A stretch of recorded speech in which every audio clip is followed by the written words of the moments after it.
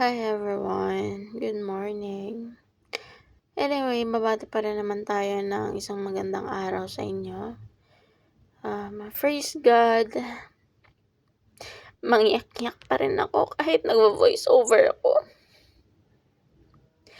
Kasi ito yung isang araw na hindi ko makakalimutan sa buong buhay ko. Pasensya na at yan yung mukha na sobrang pagod na. Napapagod na sobrang hindi ko maintindihan kung kailan pa ako magiging successful sa buhay. It's okay. Life will move on. Papakita ko lang sa inyo kung ano yung na-order ko pala sa Shopee. Anyway, sobrang excited ako kasi sa tagal-tagal kong nakahawak ng librong to, parang kung maalala ko lang, mga 18 years old pa lang ako simula nung nabasa ko to. Medyo bad timing lang siyang dumating sa akin kasi malungkot nga ako. Pero dito ko na lang siguro ibubuhos yung lungkot ko kasi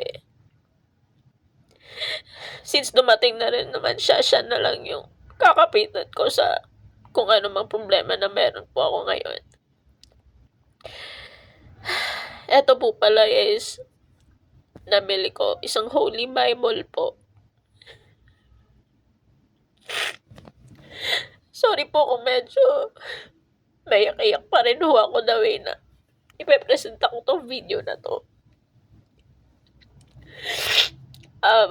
Gusto ko lang po sana i-share yung kagandahan na binibigay sa akin ng Panginoon Diyos sa araw-araw. Kasi po, alam niyo po, ang daming nangyari sa buhay ko for those past years. Medyo hinahabol niya talaga yung buhay ko sa mga problema. But before we start reading this Bible, pagpe-pray muna ako kasi first kong babasahin to sa buhay ko by purpose. So pagkakabukas ko dyan, makikita nyo yung verse na yan is wait lang po. Papakita. Chapter 1, Chronicles 29 verses 9 and 10.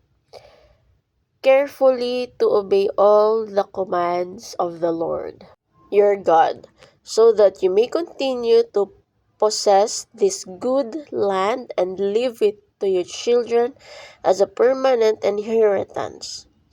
And Solomon, my son, learn to know the God of your ancestors intimately.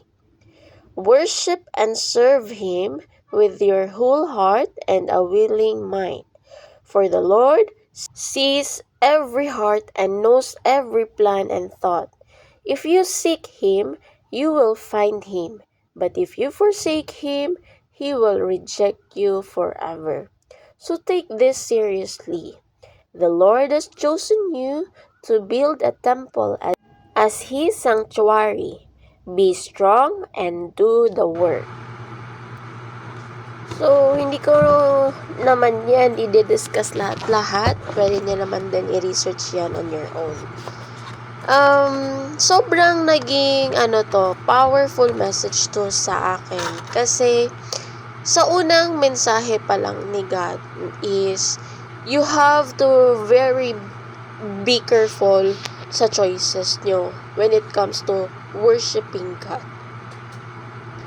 Kasi, hindi to basta-basta na gusto mo lang mangyari. Hindi ho siya ganun. Worshiping God is like selfless. selfless na parang hindi mo na siya sinasabi na lang dito na parang gawin mo lang yung sa tingin mo ay okay, and let God remind you na nandyan lang siya kahit anong desisyon mo sa buhay.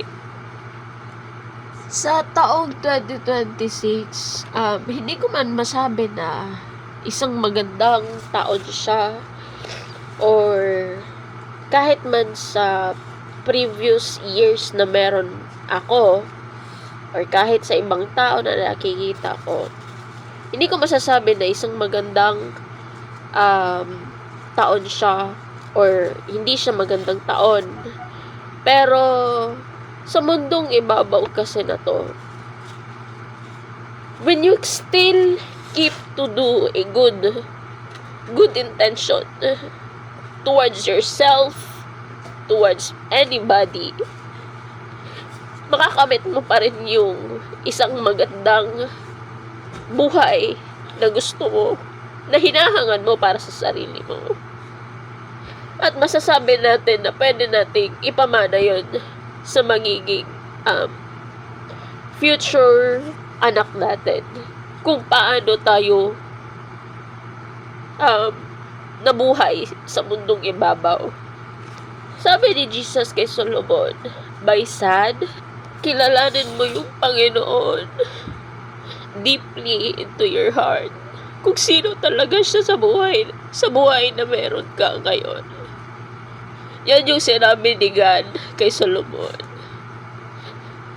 I-worship mo daw siya willingly, deep into our heart, whatever it takes. Kasi sa bandang huli, alam naman ni God kung ano lang naman yung gusto nating mangyari at sa hindi mangyari. Dahil kapag ginawa daw kasi natin na i-abandon si God sa buhay natin, chances na maa-abandon din yung kaluluwa natin sa ibabaw. Inuulit-ulit niya sa pahinag to, take it seriously. Sundin yung Panginoong Jesus. Kasi pinili ho tayo, ako man, ikaw, o sila, na maging ehemplo sa bawat isa na nangangailangan ho sa atin. Mahirap man siyang harapin, pero nire-remind sa atin ng Diyos, just be strong and do the work. That's all for today, and amen. God bless you all. Salamat po sa pakikinig. Amen.